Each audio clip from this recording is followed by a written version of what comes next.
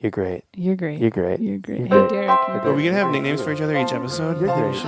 You're great. I'm Underboob. That's the original. That's the OG. So you're Nev so Nips, I'm great. Underboob. Oh, wait. Let's not give away the studio production value we have here. It's pretty low. You're probably going to sing anyway, so you might as well just use That's that a part, good you point. know?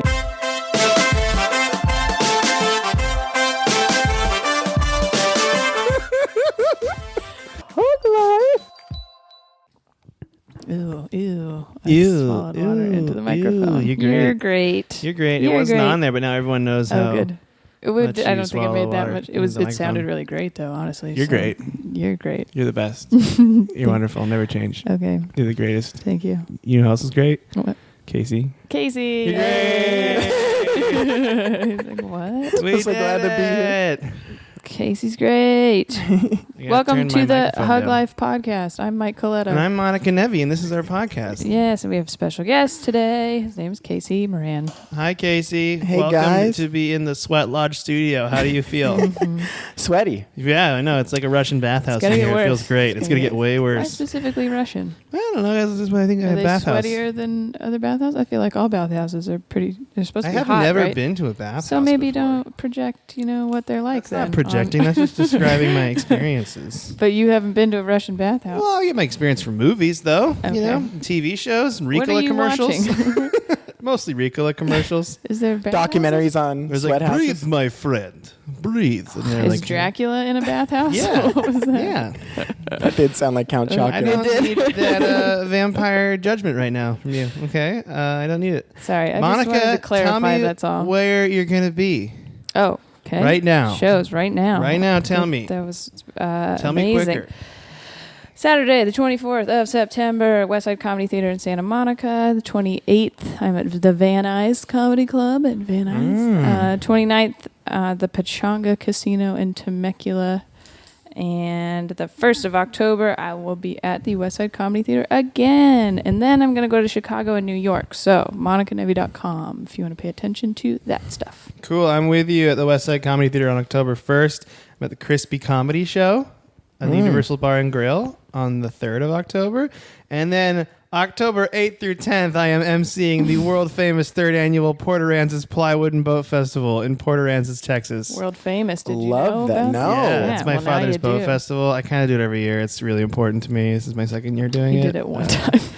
So I'm going to do it twice, though. It's Yeah, great. it's going to be awesome. It's like a retirement community Yeah? boat festival. It's pretty You would fantastic. kill at that. I'd destroy at that. Yeah, I do you, some really good announcements. I don't ever do stand-up. I just do announcements. You just PA the whole But I thing. plug it like I'm doing stand-up. Oh, I you love should tell that. everybody about our podcast when you're there. I will. I'm going to plug that. I'll Good. be like, oh, do I have a voice for radio? Well, you should listen to me on my internet radio show. And they'll be like, how do I get that on the computer? That's what they Mike, did you do your school announcements? I feel like you'd be great I at that. didn't do school announcements. I Well, wish he I went did. to an old-timey radio high school. I did. Oh, I did do that. Everyone did school announcements at the old-timey radio high school. You had one of those? I didn't have one at my high school. You didn't have a The radio station? announcements in do the morning were announcements? like super quick, and they were done by a staff person. Oh man, we had people and they were always See, that's silly. Stupid. I feel like I missed out. That's Yeah. funny because they always tried to get me to do it, and I didn't want to do it. Really? Yeah. You would be good because you have that dry humor. So like you would say like something that's really important, but doing that to the That dry would be tone. the issue, though. So I would say something subtly sassy on accident Sassy. over the intercom. I actually did them in 8th grade. You did them in 8th grade? Yeah, I did them in 8th grade, You got and experience on the air. yeah, but my favorite thing to do was this was like I'm 29, so like this was when pagers were still kind of in. Oh, So pagers people's are in. pagers got stolen, but they were in the principal's office at the place that we would do the announcements, and we had to You're be just in there. taking We had to pagers? be in the principal's office without the principal. So me and 2 other people would do it.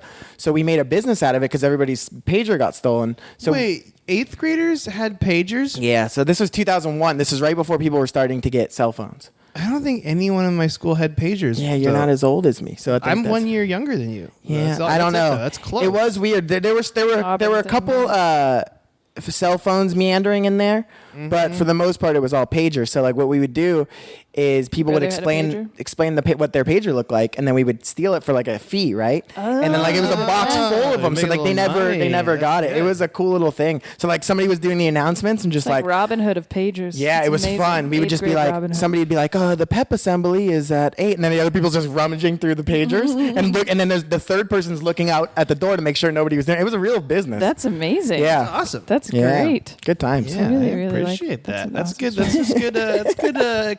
I almost said economy. That doesn't make any sense. Entrepreneurial skills Yeah. there, There you I go. would say. Capitalism. Oh, you guys talked Just say about business. Just say business words. Capitalism. you guys talked about doing shows. Are you guys free on Thursday the 22nd, which is like this Thursday? Yeah. You guys can Yeah, do I'm the free. Junkyard show if you want. Okay. Yeah. Okay. Yeah. Hey, David September Rosen. 22nd. I'll Hey, be the at day after the this junkyard. drops, we'll be at the junkyard And, Thursday. It's a good room, and I'm excited. 'cause yeah, I we get to do switched it from Mondays to Thursdays because of football, even though there's Thursday night football. So we're doing it second and fourth, which is good for me because I was doing 5 shows there a month, and then that was just that place, and then I have a couple other rooms. So You're crazy. What else you got coming up that people can come I have check out? the 22nd and at Junkyard, and then I have the 25th, which is a Sunday at Ventura Harbor Comedy There you Club. go. And then October 1st is at the Airliner in downtown LA. Oh. It's a good, like, we're going to do it outside, I think. Ooh. And it's a good, like, I got let some, it air out. got some cool comics. You know, it's hard. It's because, like, I have like a Excel spreadsheet of comics, and you have to like rotate them and find like certain ones to like, you know, fit a good one. But like if you guys hit me up, like I could always put people on. So it's like, and you guys all have done multiple shows for me, and I love having you. So Yeah. it's always fun. You got to space it out, you know. You Yeah. don't want Space to it out. oversaturate people with Yes and Monica no. Debbie. If like I'm gonna certain comics oversaturate. fit, yeah. But if certain comics fit on the lineup, or like, you know, it's just like you guys need to work something out before going on the road. It's always good to have like workout rooms and stuff, you know. That is great. It's wonderful. Before I do competition. Bleh. It is how I met you guys, though. That is with You know. Kelsey. Yeah, Yeah, that's right. that's right. I just With Kelsey Bakes. Chelsea baked. I get it because Yeah. Kelsey. I get it. When Yeah. I see what she's you did stoned, there. she's Kelsey Bake. Oh, that's funny. Kelsey baked. Does she smoke? No. No, That's the best. funny part. Let's not blow her up right now. Let's just divulge all her secrets. I call her Kelsey Bake instead of Cook, right? Got it. And then if she's high, it's Kelsey Baked. Oh, Kelsey that makes sense. And her podcast is cooked. It's so cooked, right. if she was high on her does podcast, that. Oh, she's only ever in the kitchen. I don't know. Yeah. All right. You can rate and review and subscribe to this podcast, The Hard on Life. iTunes. Casey also has a podcast. I do. Tell us about your Tell us about your podcast. I just don't want to bring the energy down, but I have a podcast called Discussing Depression That's with a good Casey Moran. podcast. Yeah, I have mental important. illness, and it's like something that it's the reason I got into comedy to help with it. You know, it's like a different type of therapy in a way, I guess. So I wanted to do something. I also am on another podcast that Monica was a guest on, Infamous Chronicles, and that to me was. We did an episode about my depression, and then the comments that came in, it was a really honest one. The comments that came in where people were like, you know, I couldn't explain what depression was to my parents, but then, you know, listening to Casey's story, and we listened to it, and then we like hugged afterwards and cried, and it was just like, I maybe can make a difference in people's life if I do this, and I think it would help me too. So I've been interviewing not just comics, but people in the mental health field, or doctors, or social workers, or nurses, mental health counselors, and then comics too, because there's a lot of similarities with depression and comics. I actually did a newspaper article was about me, about the podcast in like my hometown. It was cool, but the girl was so clueless about it in the sense that she goes, "You do comedy, and then you have podcasts with depression, like." Do comics and depression, is that like a common thing? And I'm like, oh my God, it's like, you know, I guess she wouldn't know, but a lot of comics go through things, and that's one of the reasons they're on stage. Not all, but yeah. So I mean, I do this podcast where I interview people about their life, and it's been hard because there's been some serious ones, but you know, it doesn't all have to be humor based, but sometimes I try to find a little bit of light, you know, like find a little bit of positivity in there, a little silliness, to not make it completely depressing. But it's something I actually like doing more than putting on comedy shows and doing stand up. So if I can make that a career by doing, you know, TED Talk type motivational speeches around, you know, high schools and junior highs around the world and colleges or whatever, That's kind of what I want to do. And I've been applying for mental health technician jobs because I just want to work in that. Like I talked to you about it. I was like, I might quit comedy soon because it's just so much stress. And I mean, I took on a lot, so I get it. But like, I wanna end up doing, something where I'm really helping people. You dove right in comedy. I really did, man. I'm not even 2 years in. Those messages from everybody all the time. Unbelievable, dude. It's insane. It blows up. That's something I would never want to be, is a comedy club booker, because it's rough. Oh damn! Like you don't even like, you book just one night of rooms, right? But it's still like just as heavy. Like that's a great question because I mean because I think people that don't people want to talk to you about life. Not about life, just about helping them. That's the shitty part. So many people just want. Nobody really cares about my life, and that's okay. Like there's actually people that I'm friends with, that are comics, but for the most part, it's people always like send. It's like it's like I purposely don't like pay my credit cards on time because I'm lonely and I want people to call me every day. But like with like stand up, people message me every day. I was wondering about that because you're very quick to respond on Messenger. Whenever I message you, I'm like, oh damn, he's already messaged me back. That's quick, because I'm like, you must be on it all the time. Most people I'm on it. I'll message you. 100%. And it's tough because coming from the other side of that, now being down here, I'm like, there's no other way. You have to do it. You have to do it, and it sucks because I know there's a lot of people that just ignore me. I'm sure, but I'm like, and I understand because I'm like, you're probably getting a bazillion of those a day, and it's like a ton, dude. And I'm like, well, there's nothing else. There's no other way unless I make the time to drive to each one of these shows and try to be like, hey, I'm a person. You can't ignore me.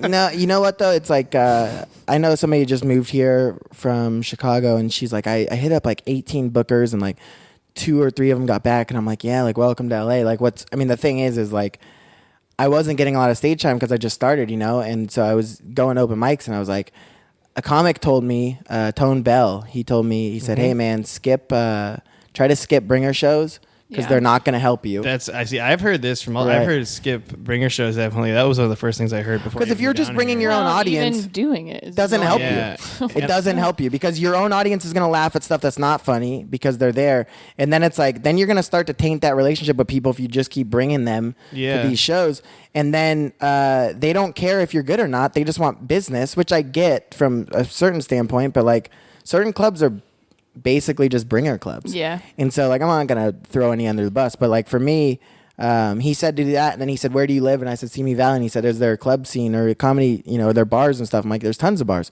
He goes, build a scene. And like I listen to people that I respect and stuff, so I was like, all right. And I just started going to bars that I grew up. I mean, I grew up in this town, so it's pretty easy. I already had like a relationship with them, just being a guy that was like a regular at certain bars and stuff, so it was pretty easy to at least let them have me try it. And then it turned into this thing that like blew up, man. Like it's not that we have tons of people going, but people are starting to realize there's a scene there in a town that didn't have a comedy club or anything. So it's pretty cool. And there's regular people there. There's regular makes people. A huge difference. It's not just a bunch of comics in Hollywood watching each other. And you know what's cool is you told me this, Monica, that made me happy. You said sometimes it's nice to get away from LA and drive over because it's not that far. I know everybody's like, oh, you got to go out there, and I'm like, it's not that far. It's and not. I like it better. Very weird definition of far in this town. There's such a good point. Well, and it takes just as fucking long to drive in Hollywood because you go so fucking slow. Yeah, I tell people I live in Panorama City, and they're like, you're far away. I'm like, I'm 20 minutes down the freeway. It's not that bad. You guys live by freeways, and it's like it's kind of cool to be away from the hectic stuff, and it's like it's crazy because you're like a few different, you're like 10 15 miles away, but the rent is significantly cheaper. Yeah, I can't justify spending that much money to live in a place man. like that. And then so we went to Dave and Buster's in Hollywood the other night, and just walking on Hollywood Boulevard, I was like, this is horrible. Because there's all these tourists, they're all stopped everywhere, just people laying on the ground and shit. People trying to offer you their music. Oh my God, that's so funny. But that's what I end up, I'll walk past people and they'll be like, hey, and I'll be like, I live here. Never mind. I lived. I like watched my friend's apartment for like a month, and it was like right on Hollywood Boulevard. It was like Orange and Hollywood. It was like right. I mean, it was Hollywood and Highland essentially, and so it was fun at first, right? Because every morning I would go get a Starbucks and then walk on Hollywood Boulevard and feel better about my life because I'd see some of those people. Right. But then it got to the point where those musicians, the same musicians, would be like, "Hey man, you want to do this?" And I'm like, I'm thinking to myself like, it's 2016. Why do you still have CDs? Like, what's going on? This You dude, got we were CDs. walking to Dave & Buster's, and this dude was like, "Hey man, you want my CD?" And I was like, "No, thank you." Like strong, no, thank you. And then he just pressed it What? against my stomach while I You walked look by, like a tourist. and I was like, "I'm not gonna fucking take your CD, They shithead." do that in Like, Vegas too. Right. I fucking hate it. I hate anything where people like try to sell you. I hate outside a grocery store when A people lot try of to make you hates. sign A lot stuff. of hates coming from Yeah. you right now. Oh, Well, that's it's fine. also- I'm fine with it. No. It's too bad. It's They're driving me always crazy. intimidating people that do it. So like, if you just grabbed it and started walking, because sometimes they like you think that they might be giving it to you, then they start going, no, man, you got to. I'm like, well, I didn't know that there was a donation thing. Like, I don't really. I'm not going to listen to your CD, but I just kind of want to grab the flyer and go type of thing, you know? Yeah, a flyer I'll grab because I can Sure. just throw that away. Yeah, down the line so they don't CDs, see like, it. But big thing. when I was there, this is pretty funny. Like there was I love when people hypes things up by saying it's pretty funny. But I will see what you guys Don't think. blow it. Yeah, so they were doing the CD thing, but there was these Asian tourists, right? Clearly from like off the boat, hanging out in Hollywood. You could just tell because they weren't. Because I was standing right next to them, and the language barrier, you know. So they were like, this one girl was with this guy, and they were just basically saying like the guy was just like, yeah, you know, like pitching a CD, and the guy's like, okay. So he reaches in his wallet, he grabs like a $5, and then the guy goes, no, grab that bill, and he grabbed that. Then he grabbed like a $20, and then for this one CD, right? And then the guy goes, no, what about my buddy too? You got to take care of him. And had him give him a 20. And then the girl started picking this up, the girl he was with, the other Asian tourist. And she's like, no, we're done, no more. So I, being fucking sly, grab my phone and start Snapchatting this, right? Because I thought it was like I wanted to show people. And then another guy, because they all work in a team, saw this. And he's like, dude, what are you doing? And I was like, I was gonna get jumped on Hollywood Boulevard. We're like 5 black guys. And I was like, oh no, this is not good. He goes, what'd you record? And I'm like, oh no. And like, luckily it didn't save. So I'm like, I didn't record anything. Look at my snaps, man. And it was like random snaps Were you from like, before. follow me on Snapchat? Did you tell him to follow? Right. Yeah. It was like Casey Moran 11. Yeah. But it was not good. So what's funny is we complain about it here, but it's so bad in Europe. It's so much worse. Oh, in really? Europe. Like in Europe, you'll just walk around, and then those dudes will come up to you, and they'll just tie bracelets around your wrist. I've never been to Europe. And then they'll be like 30 euros.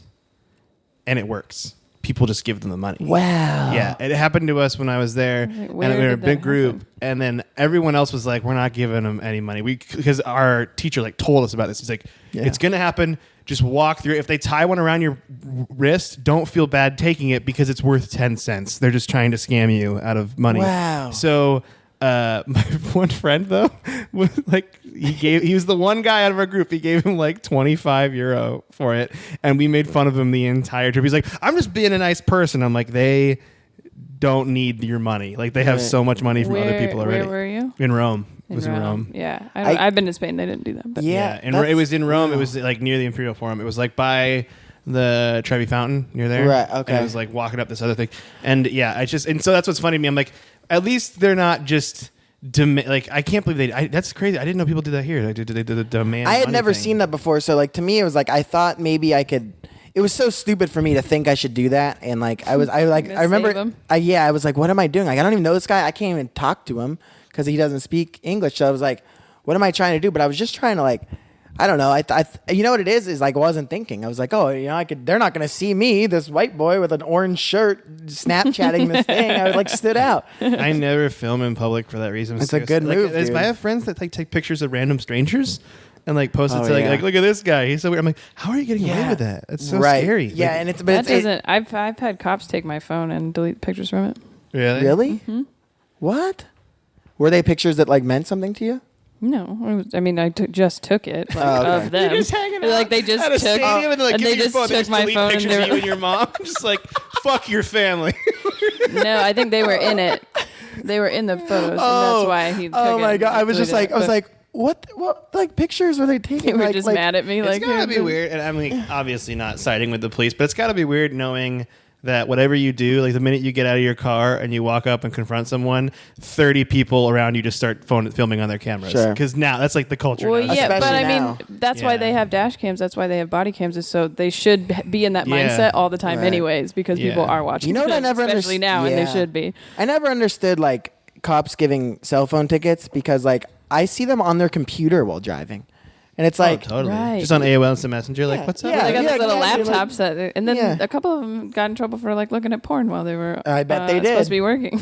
like, they get donuts and watch porn. Dude, I remember my school cop that we had, like our one that was assigned to our school. Yeah, I remember that. Yeah, and he was like the biggest dude in the world. Like his stomach was like over the keyboard of the laptop, and I'm like, how are you typing while driving if your stomach's like in the way? Well, what if he has to do something physical and run? Is he going to be able to catch up? There was so many times where my friends would run from him. Okay. Like I ran from someone's, like I don't remember his name. It's like I ran from him the other day. I'm like, did he catch you? He's like, of course he didn't catch me. He's like extremely. Was this in obese. Washington? It was in Washington, yeah. Oh man! And he was a cop. Like I feel like it was one of those things where he might have been a patrol cop the first like 25 years of his career, and he's like sticking on, so they assign him to the school. It's like Carl Winslow. Did you have other security guards? We had security guards. A security guard we had was a teacher's son who was like, and he took the most shit out of anybody. Like it was so he just bad. didn't care. I felt I felt so bad because he was just like walked upon. And like I remember the last year, like we were there, it was like senior year, last week of school, we're all like, fuck it, we're leaving to go to McDonald's, and we have not done anything bad the entire time because I was like a very, very goody two shoes. Okay. Leaving the campus, and Todd, the security guard, is like, are you guys it's you guys. Yeah, you get Todd. One, and he just let us go. If his name is Todd, he has no authority at all. Yeah, you got to be like Mr. Bailey or something. And everyone right? just called him Todd. No one called him Todd. No one called him. No one's intimidated by Todd. Name. That's I think he's a teacher now, though. I don't think he's a security guard. I think he took over his dad's computer class now. So good for him. Oh, Todd went from security guard to computer class. Yeah. See, when you work hard and just stick to your guns. Yeah. I hope. By the way, do you guys know what else you can do? You can buy computers on Amazon. If you go to our Amazon banner at huglifepodcast.com and click on the link, you can shop as you normally would. We get a kickback, and you can buy a computer. I need to do that. Yeah, I'm trying to fit the plugs in randomly. This is the best we've done as far as going off topic, which is fine. No, it's good because I like it. We're 20 minutes in, I think. We're just like going off. These are good stories. We got good stories. We went into scams. We're trying to protect our listeners from pickpocketing and stuff when you're in Europe. Dude, what's funny is that was the thing that was talked up the most to me when I was in Europe. I was like, watch out for pickpockets. My mom's like, keep your stuff close. Like she was really freaking out. Those things you can buy that you can put under your belts. shirts. Yeah, so that I had one of those, but I never it never happened. I still have it, I think. No. Yeah, I had a backpack the whole time. Nobody did anything. Yeah. Huh. I think it's just being mindful of when people are really close to you too. Like when you're on like a crowded train or something like that. Yeah. Yeah. I rode a train once in my life. I want to do only more once. Things. Yeah, dude. I've really haven't lived a lot of life in certain ways. Like I've never gone fishing. Like only plenty of fish, but that's not You're mentioning really multiple things that I can take care of. We can really knock these out. Dude, I would be down. Let's knock off Casey's list. I'm so excited now. We can knock off your list and you can come back on and we can talk about it. Talk about my fishing experience. I was a producer for a radio show that was a fishing show. Ronnie Kovac's fishing experience. But you had never fishing radio show? Yeah, dude. Okay, shut this shit down. We're talking about this for the next 45 minutes. Sure. That sounds like the most fucking boring radio show ever. I love They were up a radio show where you can't even see anything about fishing. I was where it was at Angel Stadium. It was at Angel Stadium. I get nervous to pitch ideas. I don't know why. Yeah, this guy was totally like he called himself the Howard Stern of fishing radio. I swear to you, because he's the only one. What the fuck? Yeah, that's amazing. Pretty much. No, he like he was it was so interesting because he was a dick. So I guess with the Howard Stern thing, that kind of is the same thing. But for what happened was. I wanted to be a sportscaster, so I got a job working for Angels Radio, but I was working behind the scenes, and so like just Angel games, it wasn't enough, so I would do other hours. So like I did horse racing and fishing radio shows on the weekend. But I was like 22 years old, so cool. I would be driving at 4 a.m. on a Saturday night after being out at the bar. And then I'd be like there. I'd be there at 5 a.m. to do this show then fishermen are up super early. So where are they fishing at? All over Marina Del Rey. We had people calling from all over. And you California. Bring the equipment. Right. Well, it was a radio station at Angel Stadium, right? Oh, so okay. People would call in that are fishing. Like they're fishing. We have 10 guests a week. and they would be calling in and telling us about these things, and then we would give out prizes, like really good prizes, like goggles. He's so happy right now. I didn't know this was a thing. I think it's only making him happy. Yeah, because I mean, I'm not even that happy. Everyone else stopped listening. I don't know how you not even have a radio show about a fisherman, but then talk about my brother and I would watch Bill dance fishing a late night on TV because that's all it was you can on. watch that. I'm just so interested. Well, they call in and they're like, "Hey man, I got my hip waders." I gotta tell you, what was the radio show called? Ronnie Kovac's Fishing Experience, I think, or Outdoor Adventures. Well, here's the thing. Ronnie passed away. So maybe a different type of show. He was, you know what though? I learned a lot from him. He one time I showed Ronnie up. Kovac's Fishing Ventures. Yeah, there it is. Fishing Ventures. That's it. He was a big. He had a Fox Sports show. He had a TV show too. And he. I think a TV show. He was a guy that like, if you crossed him, he would be really like he would really get you. Like I saw him yell at an intern one time, so bad, and we turned the mics up in the booth just to hear because we could see he was going, and like he was just like, "You suck, you think you're so good because you're hot, blah blah," and it was because he would get a lot of cute girls as his interns. Well, fishing. I mean, it's a very cute girl field. I just think girls wanted to get radio experience. So, but my thing is, it was one of those things where, and then one time I was late. And I'm not normally late to anything, but like I was late. You seem very punctual. I was thinking. Yeah, but I was late to this. And I like slept in, and the guy that had to do my job too, screening calls and all the other things. And so like Ronnie just came in and just started yelling at me, but I learned a lot. Like I never was late after that, and I realized like how valuable people's time is, especially on radio, because you're like paying for the time. But it's crazy, Mike. You are happier about this than like the people that were making money on this show. I'm gonna be honest with you. So it takes a special kind of nerd like me to enjoy fishing like this. But it's my Alaskan heritage. That's a nerdy thing. It's my Alaskan heritage that I'm just super I into like it. that you love it. That's like, all. Yeah. I mean, I can talk. Like I haven't gone in a long time because there was like I was having some serious philosophical things. Like, is this okay to just catch a fish for no reason? I'm not gonna eat it. I'm just gonna throw it back. Sure. I'm just like torturing this fish. So I stopped doing it. Okay. Haven't gone since then. Really? But I am like really, I'm so interested in it still. Just the idea of like finding it. And for some reason, I hate hunting. Like I don't like guns shooting deer. But for some reason, catching fish seems okay to me, I guess, because you can let them go. I don't know. These guys had it down to a science to the point where it's like they really knew like the seasons and what to use. And, you know, there was a thing called bass knuckles. And bass knuckles. And I love a good play on it. It was cool, and they had like the guy came in and he hooked us up with like shirts and hats, and it had like a fish, and then it had like brass knuckle type of thing. It was cool. It was a cool thing. So they would give us a lot of free stuff, and then Ronnie would take care of us at like Christmas time. So like, I don't know. I got to work in radio and I got to do sportscasting for a long time, so it was a cool experience. But like, it's cool to talk about now, but at the time, it's like 5 a.m. on a Saturday morning. You know, working 8 hours and just like listening to radio for me wasn't, and even horse racing. Like I worked at TVG after that recently. I just left because I don't want to work in entertainment anymore. But I always got jobs in those businesses because I did it before and I had a resume for it. And it's weird, but there is a market for horse racing and fishing and things that you didn't know in the radio business. When we went to Memphis on the tour, we went in this big giant pyramid that was a Bass Pro Shops. Yeah. It was supposed to be the Memphis Grizzlies, right? Stadium? They built this giant pyramid out of glass. But they were like, yeah, the Grizzlies will play here. And then somebody went, it's a fucking pyramid. That doesn't make any sense.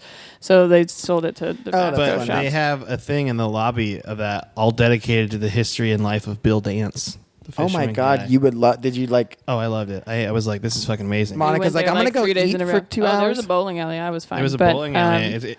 Monica gets down on bowling. It's Nice. also a Bass Pro Shops and hotel, so you can stay the night in the Bass Pro Shops above the and so you'll look out at the little ponds, like and stuff. wood cabins. Oh, really? Inside of this. Yeah. When I was a kid, I would go to all like the Fisherman's Expo things in Alaska with my dad. Yeah, we'd go, and when you were a little kid, they let you go fishing in their little trout pond, so it was really cool. I like this about Mike. I didn't know any of that. Dude, we can go fishing. Like I haven't gone since I made that philosophical decision, but I'm gonna change. But I don't want to like break the. You're not gonna break me. The more I think about, because this is the whole thing about it, is they say that fish have cartilage around their mouth, which is why when you hook them, it doesn't hurt them. It's like, but I mean, it hurts when you get your ear pierced. So I'm like, that makes no sense. The other day that they're missing some cerebral things, so they don't even feel pain. Oh, really? That's what I don't know where I heard that, but there's something. See, and I don't know. I'm like, does it make it right still? I don't know. I just feel bad. I feel like that girl that like you were celibate for a year and a half, and then I was like that girl you met at a bar, and then like we hooked up, Here's and then like the thing, you told Casey, me about this. you know? If I didn't Mike move was away celibate for from 20 Washington, years. I probably would have broke and gone fishing again. So it's not really matter. We were walking around the Lake Balboa Park near our house. Yeah. And there were people fishing, and I made me want to go do it again. I put my hand in there. Wait, you guys fall are off. So. Oh my God, you guys are really close to Lake Balboa, huh? Yeah, we could go there right after. Hold this. on, Wanna go? can I Have a just little picnic, throw this out some there for snacks? this is going to be a fun thing for you guys to be on because I got a chance to produce a show once a month at Lake Balboa Golf Course, right? Really? Really? That's right next Right, to me. and it's a paid gig. Ooh. And if you guys want to be on October 27th, if that works in your schedule, I Maybe, can yeah, get you I can guys. tell you right now, a I'll be lot of back things in from my New York, sketch I work. believe. Yeah. Yeah. It's let's right see. here, and it works out. Kate Quigley's on that show. Brian Perfect. McDaniel, Steve Simone, and Kyle Clark. I'm putting it on their golf Yeah. course show. Yeah, Into it's October it. 27th. Yeah, It's, I'll be back from. Yeah, and it's a little paid shit. gig. Get some money doing Oh. stand up. You know. Dude, how did we get on the fishing thing to begin with? What were we talking about? I don't. The radio show you were Yeah, but I don't know how that How did got we get brought there, up. though? Oh, because I said I'd never gone fishing before. Oh, that was what it was. So Okay. Ronnie wanted to do a segment where I would go fishing for the first time, which I thought was cool, but I was It like, would be cool. I just never did it because I was like, I have to get up earlier on a day that I'm not working. It wasn't like I was getting paid. If it was like I was getting paid for my shift, I would be in. You But know like I was what? like, I'm not Ronnie- gonna do a All I day. No. hear is Ronnie was trying to connect with you. He in a was father-son Ronnie was way. cool to me He's for the trying most to part. pay you an exposure. That's Yeah. what he's doing. Yeah, when they Exposure. because I worked on a show for a long time, so when he passed away, they were doing stories, and I was working at TMZ at the time, so they called me, and I was like super stressed out with TMZ, but like I was telling stories. And I told a story where he thought he was the Howard Stern of radio because what happened was he was on a bus like from like some trip and some guy was listening to Ronnie's show while Ronnie was on it. It was like a syndicated show or whatever. If And you're then- riding a bus, you're not really doing that great. right. So that guy goes, I really like this guy. And Ronnie's listening to the show. And Ronnie's like, oh, you like the show? And the guy goes, yeah, I like this guy. He's kind of an asshole. He's kind of like the Howard Stern of whatever. So it wasn't like what he, he didn't like. Somebody else might have Right. been So a then, bus. so Ronnie told that story and then he said it. So then I retold that story and his kids had never heard it. His kids were like at the station listening and it was just kind of cool to hear them go like laugh about, that. And then Ronnie at the end when that guy said it, got out of it, got to his destination and then gave the guy $100 and he goes, I'm that asshole or something like that. Oh, he Yeah. gave him $100. Yeah. And I don't know if that was just for the story. I don't know. I wasn't there, but Dude, but and that was then we kinda got cool. on that because you'd never been on a train before. I went on one time to time. San Diego, but it was like I don't really count it. I want to go on a train like the longer distance, I've never done a really long. The longest I ever did was a 12-hour trip from That's a Anchorage to Eagle long River. time, dude. I mean, Anchorage to Fairbanks, not Eagle River, but yeah. It's Okay. long. It's fun though. Right.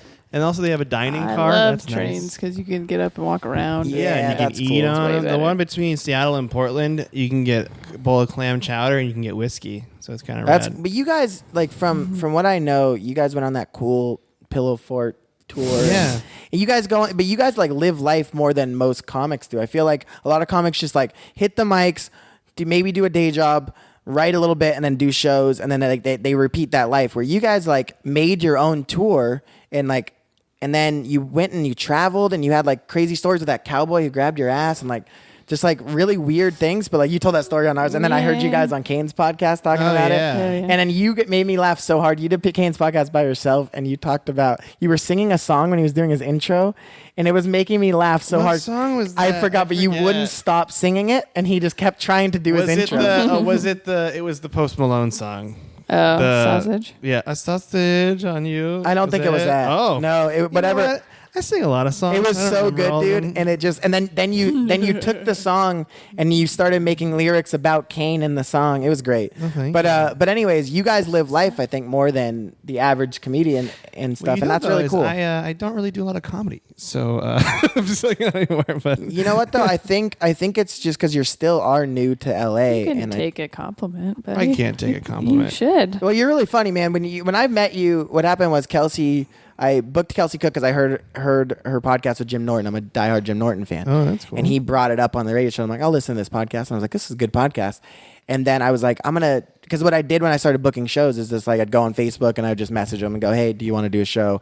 And then I had like I was like, that might be creepy because it's a guy and you're asking girls. So like, I'm really careful with like, how I really do like women comics because I think they're super funny and they don't get enough respect. So I try not to like have that like creepy vibe with them. As long as you can reference where you heard her from, I think it's exactly. Yeah. That's I listened exactly to your right. podcast. I saw your tits on Facebook. Well, that's what great. When Jeremy contacted me, he was like, I heard you on Cooked, and I was like, oh yeah, perfect. Yeah, exactly. So my thing was, so I booked Kelsey on that, and then she's like, hey, can I bring my boyfriend Kane? He's a comic. I'm like, yeah, he could feature because like I had a couple other comics on that too.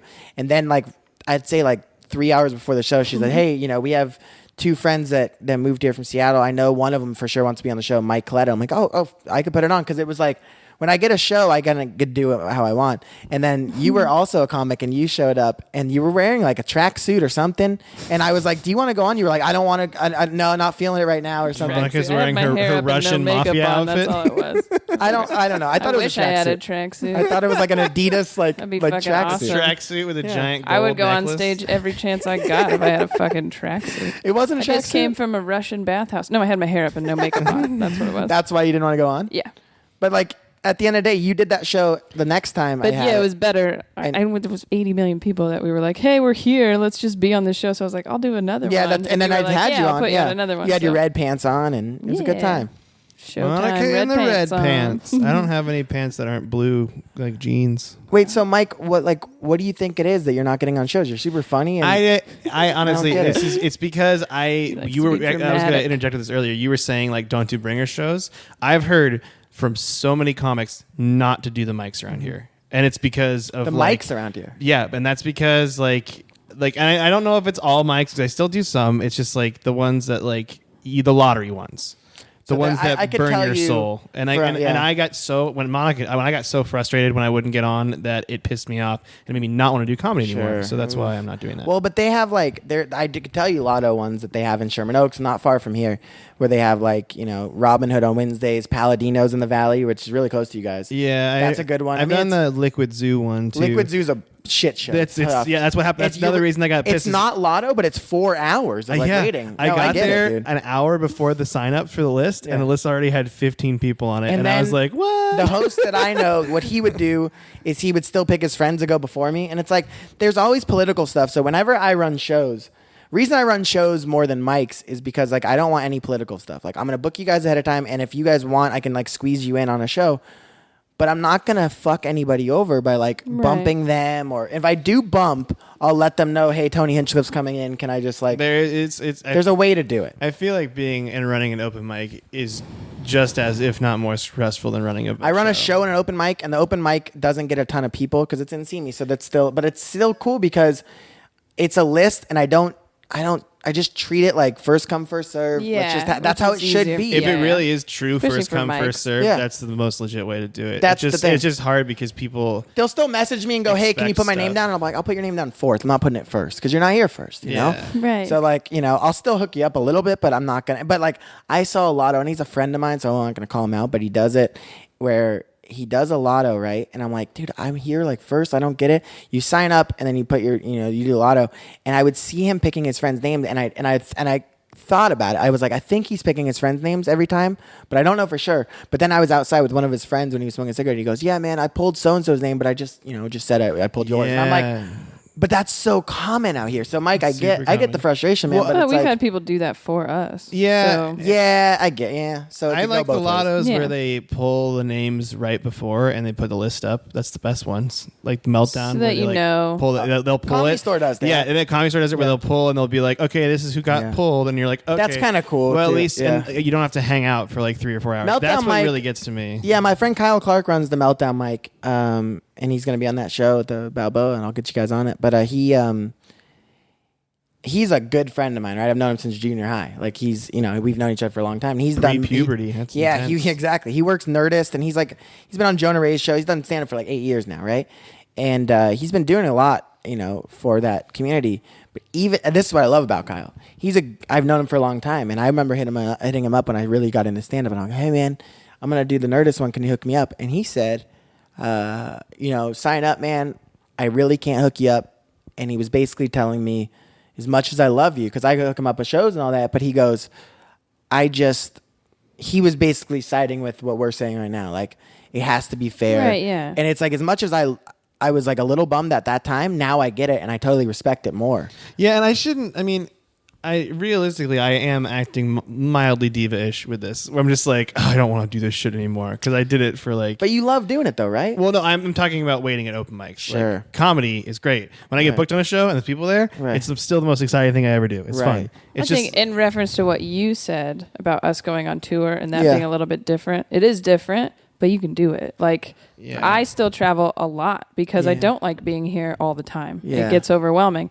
And I can still travel, which is great. So why not fucking do it? Right. You need to remember that you can do 30 minutes or 45 minutes or whatever. Because here you don't get the opportunity to do that. You know what I mean? But where we're from and then where we can still travel, you can do that. And you're going to make more money doing that anyways. So it gets tiring. It gets exhausting. The tour itself was exhausting, but it was so fun. And like, that's so cool to hear the stories. The traveling in general, I recommend for anyone, not even just comics. Like, go see cool shit. Like, but it's hard for you guys because like you came from like Washington, where you guys were like, you know, doing a lot there and getting up on a lot of shows and festivals, and like Kane and Kelsey and you guys were doing a lot, right? But I think you get to a point where you plateau and you're like, this is as much as I'm going to get over here. This is as much as I can do here. I didn't want to be that guy that was like 15 years into comedy, still in Seattle, just doing the same thing I've been doing for like 10 years. Right. Because there are those guys. Yeah, there are those and guys. girls. And I mean, and that's not I'm sure they're happy. That's not a bad way to do it. Some people have like different, like they have families or whatever. But I just didn't want to do that anymore. And that's why I feel bad down here, because I go to these open mics and I wait for 3 hours and I don't get on, and then I become like this angry diva monster. No, I get it. Well, but it's such a process, and half of it, and of course, before I went back on the road during the summer, was when I was like, oh, people are paying attention. But no one knows you're here until you tell them. Yeah. You know what I mean? Like, people don't. You hustle a lot though, where like you have to be fearless in a way, where like you have to email these guys and these people, and it's like you might not hear back, but you have to make the attempt. And that's what I'm learning is like, I've got, I don't know, over 200 comics on shows, right? Because I've been doing them for a while now. And I never ask really to trade shows and stuff. And I didn't for a while. And then I was like, fuck this. Like, you should. These people have shows that I'm booking. Why can't I just be like, yeah, I'll get you a show. Can I get one of your shows? And most of them are like, hell yeah, man. You're funny. Like, you know, and like, well, I'll put you on. That's like half the reason I feel like people produce their own stuff around you. It does help, dude. And it is a pro. But for me, it's starting to be more cons than pros because I'm just losing my mind. Well, you're doing this. so many, too. Yeah. Like, having one show is helpful. Having 8 is kind of crazy. It's a bad move by my part. I made my bed, not lying it, but it's just... it's stressing me out. But at the end of the day, dude, it's like if you ever want to be on my shows, you know you got an open invite. And I don't just say that to everyone, man. Like, I want to go fishing first, and then we'll do a fishing comedy show. Fishing comedy show. That would be the most boring, quiet comedy show. We can't have microphones because they'll scare the fish away, so we're all just going to whisper. Yeah. Hey, I did have a quick question for you guys because like I'm a big fan of this podcast, and Hug Life's such a cool name. But I don't know if you guys have made this list that I already have of the best... like the comedians that give the best hugs in the business, and I love this, and I think there's this girl Zara Mizrahi she gives these hugs that like you just feel like so like things are okay right now, you know, and I love that. What is it? Because it's go ahead. Sorry, I'm cutting you off. I was going to say, what is it about the way she brings you in really tight, and it's like it's more than it's like a it's not a Mormon side hug, you know. That's the worst. I got one of those from a close friend recently, and I was like, "What the fuck gives, bro?" Yeah, you got to real hug it out. You get real upset that and then hugged you. Yeah. Carmen Morales gives really good ones, and she's this, you know, Carmen. She's great. She's got that Hispanic hug where it's just like, "Oh, bring it in, familia," you know. What's up, mija? Like it's great. Salinas with an S. I love that movie. You got to get really close. You got to go chest to chest. You got to move your head to the left. But Monica, as girls, I heard a girl tell me, not a comic, but a girl tell me that she doesn't like to do full on hugs with guys because she thinks that they're just trying to feel up on her tits. I mean, you can feel boobs, right? I don't know. But it's like, is that a thing? I think it's a fair trade because the girl feels my boobs and I feel their boobs. Right. So it's interesting. Trades. As a girl... Yeah. So I played basketball, right? So most people were taller than me. Right. So when I would hug my teammates, their boobs were higher enough where ours they didn't like run into each other. Like that's a problem. Oh, like when Kelsey and I hug each other, just our boobs just smash right against each other. Like that's like a normal thing. But because people were taller, then that's perfect because then did your head go into their boobs? Sometimes. Were they that tall? Yeah, if they were that tall, then yeah. Yeah, it's perfect. I've never hugged a really tall Point guard woman, to center. that would be a bonus. It'd be a bonus of hugging a really tall woman. But I think guys, it wouldn't be as weird because then you don't have to like maneuver where your tits are going. You're just like, they're against you. Fucking deal with it. I've just been in a weird place in my life where I'm trying to do everything I can to not be creepy. And so it's like... Is that a weird place or is that... No, it's just... it's hard. In high school, I'm starting to realize I'm a sex addict, and it's been a really hard realization because I'm not addicted to alcohol or drugs or anything like that. So I'm getting to the point where I was looking at meetings, right, to go to them, and then like my friend was like, "Well, go to the all guy meetings, you know." And I'm like, "Fuck that! I want to go to the girls. I want to hear them talk about it." I want to at least meet people. Yeah, and then they were like, "No, you're just gonna have to make that a challenge to fuck them." And I'm like, "I totally would." And I also want to hear girls talk openly about sex more. I think that's interesting. And so it's like I know I'm for sure, and I always thought I was a sex addict, but I wasn't getting it enough to like to confirm that. And now that I am, and part of it's comedy, but it's like. I'm not banging a ton of comics. There's a couple, but then there's a lot of... That's a couple. There is. There is. I like how fast you're reading. No. Do you want the names? No. I mean, so you can write them down later. Yeah. Tammy Pascatelli. No, I'm just kidding. Start naming. Tammy Pascatelli. Like Paula Poundstone. No. Wanda Sykes. No, I'm just kidding. None of them. Obviously, they're like 30 years older than me. But and not super Tammy. Successful. Yeah, I love Tammy. But yeah, no. My thing is, I'm just getting to that point in my life where like, it's a real problem. Like I'm on Tinder, and like it's honestly my numbers are just shooting up, and I'm not proud of it.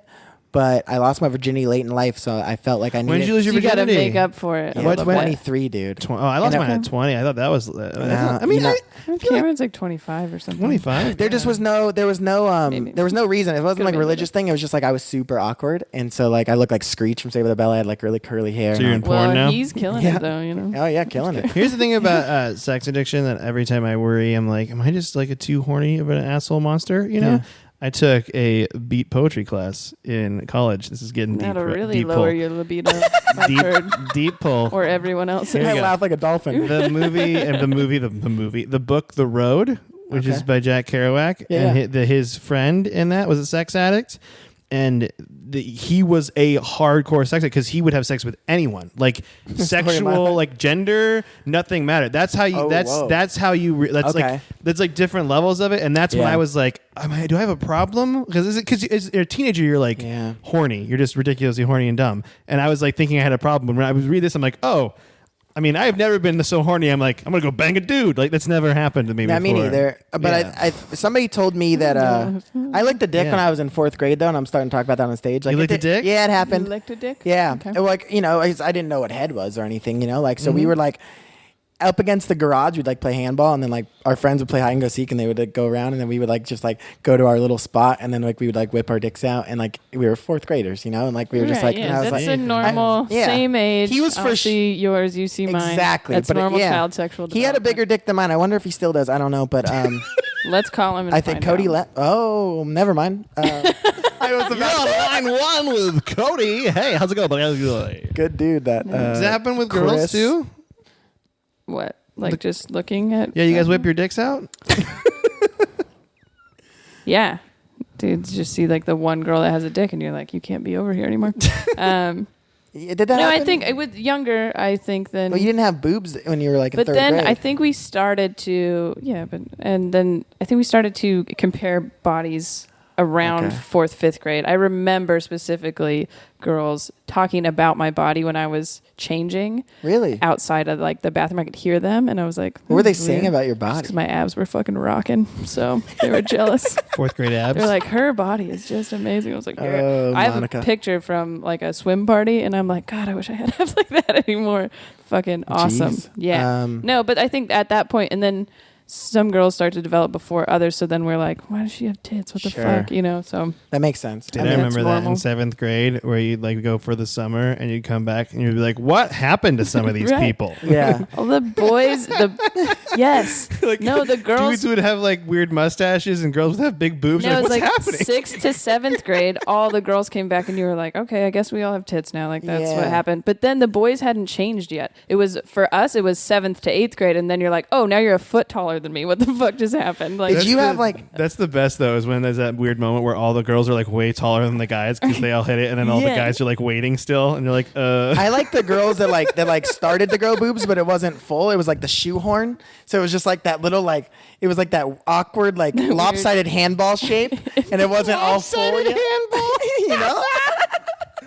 And that was my favorite because it was like, yeah, no, I was like, oh, having flashbacks I was like, right yeah, now. I was like, yeah, like Jasmine's got fully blown tits, and then this girl's got like, and then this girl's got like, and then Ashley's got like, grapes. I hated the locker room in middle school. I hated that. Middle school, I peaked in middle school. I think boobs. Everybody else's boobs, maybe, but that was when everybody started, and this is going to be weird, but everybody started to wear different underwear. That's when, like, okay. Went from granny panties to thongs? Yeah, to like thongs and stuff, and I was a little bit behind. And there was a period of time where I would wear spandex underneath my jeans because I didn't want anybody to see what kind of underwear I was wearing. Really? Yeah.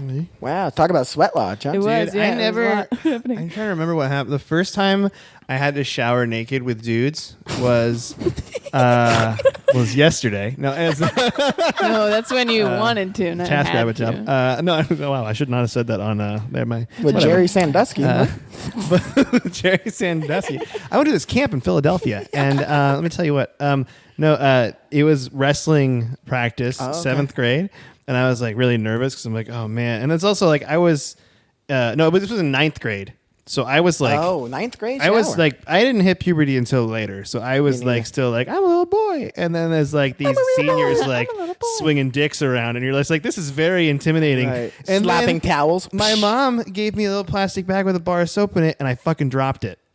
And like everyone's like, oh, you fucking. So I just like, instant bullying, just like instantly, so quick. It was so scary. I've never heard of an actual drop the soap Leave story. it there. I did. I left it there and I waited until everyone got done showering and I picked it up and put it in a bag fully closed. I didn't understand why everyone's like, he dropped the soap. Did they even? I wonder if that's just like they had heard some of it. them were like seniors, so they probably so they're real into like prison rape controversies. They were What? seniors. The fucking wrestling team was animal. They would like pee on each other in the shower. Yeah, our wrestling team was weird too. Really? They're fucking gross. Yeah, and that's why I did wrestling 9th grade, and I never did it again. Other, but I was like, this is fucking weird. Like just. Really weird. The real question is, what type of soap? Was it Irish Spring? Dial? Irish Spring, you're You damn just let right. that one go. I got You just I got let a that one Costco go. pack of Irish Spring. I love in there. Irish Spring. You want a box? I can hit you up with a box. Are you sure? It's like a gift for doing the man. podcast. We'll give you a bar of soap. That's the There's a gift bag. It's an Irish Spring soap. you It's didn't a smell Costco good, so here's deodorant. Just That's like hilarious. That'd be toiletries funny. bag. You just feel it. Okay, I realize we haven't been structured at all this whole time. Yeah, we're but at 50 minutes right now. Are you too. serious? 51 right now. Oh God. Okay. Well, we'll skip. So we got to skip. I'm so almost sorry. Skip the everything. turnaround, but I really quickly want to try to positive spin. Just talk because you just did it on your own there. I like the fact that you can say, I have depression. I have these issues. I like talking about it. I think it's beneficial to talk. I want to positive spin that because I think there's a lot of people who that's the only thing keeping them from maybe dealing with what's going on is that they're just afraid to say something about it. Yeah. And you're not. And I appreciate that. Oh, thank you. Yeah, I got it. Well, I mean, I've had it my whole life, I guess, but it hit me when I was 16 years old. I was going into my junior year of high school, and I was with my cousin and my brother, and we were on a vacation. And like honestly, like everybody has it differently, so I don't want to speak like this is the common way. But I felt I really did feel a shift in my brain. Really? Yeah, and it felt kind of like something like it was also like a light switch like clicked off, and it was kind of like my sign of like, oh, this is going to be different for a long time, maybe my whole life. Right. And so I went to the doctor and found out it was depression. And I found out later it was major depression disorder. And then I found out I had bipolar and ADHD and all that stuff. So, my parents were super supportive and, we got medication, we did all that stuff and I was doing that and I would do it for a long time and stay on it, found the right meds, I thought. But then when I started feeling good, I would go off it, which is a common thing. Right. I still do that. Yeah. I did that recently, and it's because medicine for me, I feel like it puts a mask on me. Yeah. But in reality, it does help you, and that I'm not preaching it because it helps me. Shouldn't say it helps you because everybody's body's different. Well, I've been on antidepressants for 7 years. Oh, really? Yeah, and I can tell the difference, and I have Right. that conversation constantly with my Sure. doctor where I'm like, I don't feel like a real person. Like I should be able to just do this on my own. Can we try not to do it? And then we'll try, and it does not go well. So I don't want to rely on medication, right? Yeah, but then you just it does help. just keep going. And and I think with medication, you become the closest you can to being a quote unquote normal brain balanced person. And it's okay to ask for help. As a guy in high school, it was hard because I was more emotional than most people, guys and girls. And I remember going into the bathroom between third and fourth period every day and going in the stall, and I'd see the star quarterback he's a senior and I was a junior. And I would go and I would cry in the same stall, and I would always see him. And it was like a constant thing every day, crying. I would always wear sunglasses even if it was raining because, I was crying all the time. Yeah. And so for me, crying does help. Like Natalie Portman said in Garden State, I just enjoy a good cry sometimes. And it is getting that emotion out. But I wasn't open about it until my end of my senior year. I was like, I'm not going to go to this high school anymore. Fuck it. And I just started I had a psychology class in high school, and I just opened up about it. People were like, oh, whoa. That's awesome. Yeah, it was cool. And then in college I did it. And I wanted to make it as a sportscaster because it was my dream. I was a big Vin Scully fan. I wanted to do it. But then I was like, I wanted to make it as a sportscaster or a public figure because I wanted to share my story about depression. But then I realized, as much as I loved being a sportscaster, and I talked about this on other podcasts, it got to the point where my depression got in the way of my sportscasting. And you can hear it in my voice when I would announce games. And I was like, I don't know if I can keep doing this because when things go off, I'm going to start being sad, and you can't fake that. You can't call a game. You can't call one of your basketball games high energy one game, and then the other game is like Monica Nevi with a 3-pointer. Yeah, because then everybody's gonna be like, "What's wrong with Casey?" Right, and so with stand up, I can be sad on stage because that's a lot of people are in a way. Well, yeah, and then they can connect to you. I mean, the point of stand up is connecting with the audience, and then be like, "Hey, I've been sad too, man." Right, it's an automatic connection where with radio, you don't know if you're connected. I mean, it's just. Anyways, I did it, and I recently quit sportscasting, and I just want to focus on helping people with mental illness because it's something that I don't think, and I do think it's getting better. I think some celebrities are speaking up about it, and some public figures and politicians and stuff. But I think that when a shooting happens or something serious happens, it all comes back to mental illness. And people even said, I went to the authorities or went to these people and told them, and because there's no evidence, it's hard for them to really do anything. But I've never been harmful to anybody but myself. I've almost committed suicide 10 times. I got really close one time. I put all the pills in my mouth. My friend called me, and I had to answer because it was her, and I spit them all out. I wrote notes. I've done all that. And I don't think that suicidal thoughts are a selfish thing, because I think that when people say that, I think that they're ignorant to, and I know that might be controversial, but I think that people that think suicidal thoughts are selfish are people that probably don't have mental illness. Mm-hmm. And they might have, everybody has depressed times. I think depression is the wrong word to use because people can be depressed, but having depression is a whole other beast.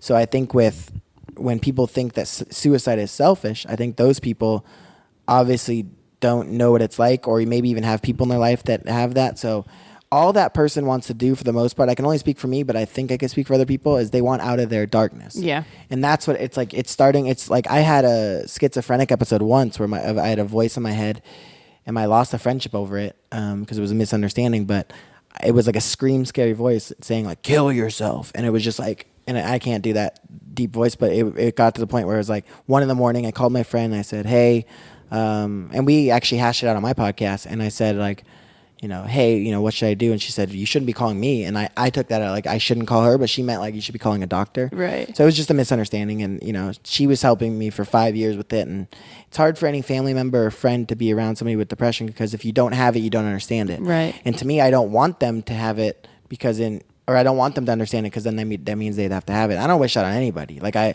think some criminals, they should have a pill and give them mental illness, because it's good luck, buddy. And it's trying to figure this out. It's just tough. I mean, I think everybody goes through hard times, everyone.